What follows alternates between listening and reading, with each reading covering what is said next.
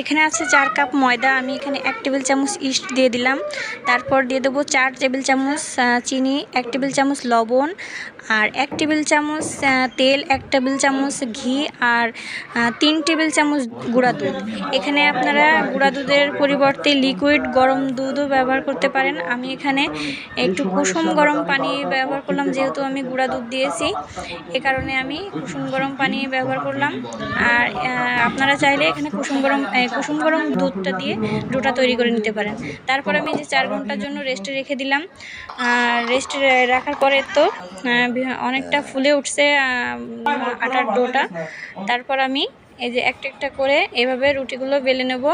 রুটির পুরুত্বটা ঠিক এরকমই মোটা হবে। তারপর এভাবে একটা একটা করে বেলে আমি এই যে সাধারণ যে প্যান আছে সেটাই আমি রুটিটা তৈরি করে নিচ্ছি। তার এপিঠ ওপিঠ উল্টে ভেজে